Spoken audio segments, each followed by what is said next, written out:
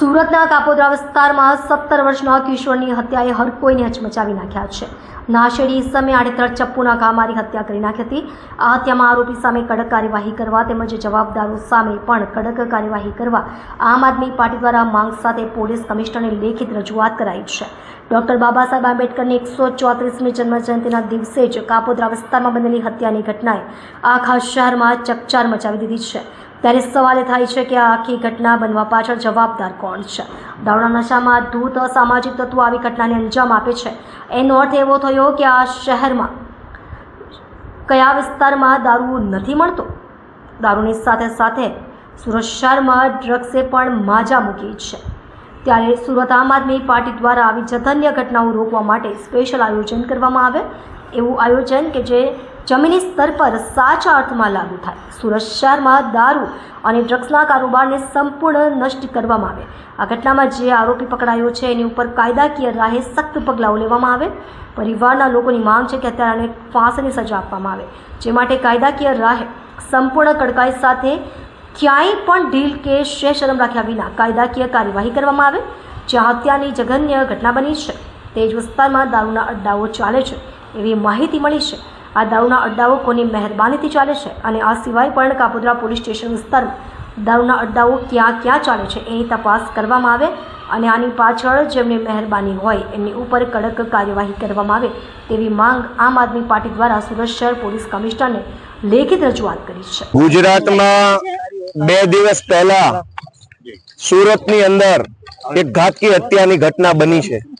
આખો દેશ જ્યારે ડોક્ટર બાબા સાહેબ આંબેડકરની જન્મ જયંતિ ઉજવી રહ્યો હતો, સંવિધાનની ઉજવણી થઈ રહી હતી, એવા સમયે સુરતની અંદર દારૂ પીવાના પૈસા એક વ્યક્તિએ ગરીબ છોકરા પાસે માંગ્યા।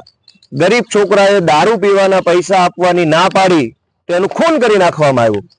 આટલી ઘાતકી હત્યાનો બનાવ સુરતમાં બન્યો એ બાબતે આજે અમે સુરતના પોલીસ કમિશનરને આવેદનપત્ર આપવા આવ્યા છીએ।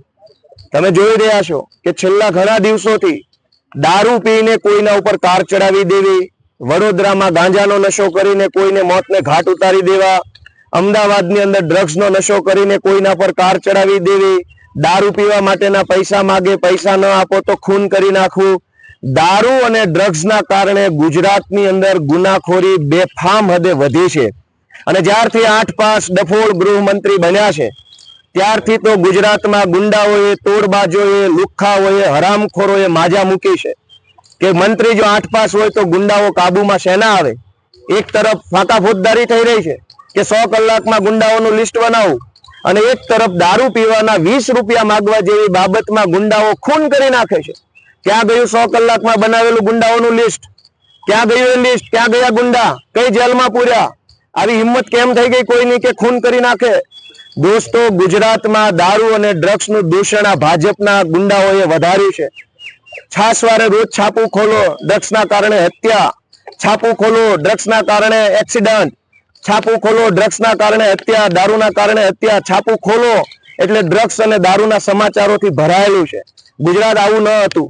આ ગાંધી અને સરદારનું ગુજરાત છે, અહીંયા આવી ઘટના બનતી નહોતી। તમે જુઓ દોસ્તો કે છાસવારે ગેંગો નીકળી જાય છે, તલવારો લઈને રોડો પર ફરે છે, ગુંડાઓને કંઈ કહેવાતું નથી, પોલીસ FIR લખતી નથી। આજે દેવી પૂજક સમાજના એક ગરીબમાં ગરીબ સમાજ છે ગુજરાતનો દેવી પૂજક સમાજ, જે છોકરાનું ખૂન થયું છે એ 7 બહેનો ઉપર એક ભાઈ હતો, માત્ર એક ભાઈ અને 7 બહેનો, એના પરિવાર ઉપર શું વીતી હશે? નહીં જેવી દારૂ પીવા જેવી વાતમાં હત્યા કરી નાખી છે। આજે અમે સુરતના પોલીસ કમિશનરશ્રીને વિનંતી કરવા આવ્યા છીએ કે રોકી લો આ ડ્રગ્સના દૂષણને, દારૂના દૂષણને રોકી લો અને આ ગુજરાતને સુરક્ષા અપાવવાનું કામ કરો એવી વિનંતી કરવા માટે આજે અમે આવ્યા છીએ। આજે અમારી આમ આદમી પાર્ટી તરફથી દેવી પૂજક સમાજના સમર્થનમાં, દેવી પૂજક સમાજને ન્યાય મળે, ગુજરાતની અંદર કાયદો અને વ્યવસ્થાની સ્થિતિ સુધરે, ડ્રગ્સ અને દારૂ વેચનારાઓ ઉપર કંટ્રોલ આવે એવી માંગણી કરવા માટે આજે અમે સુરત પોલીસ કમિશનરની કચેરી આવ્યા છીએ।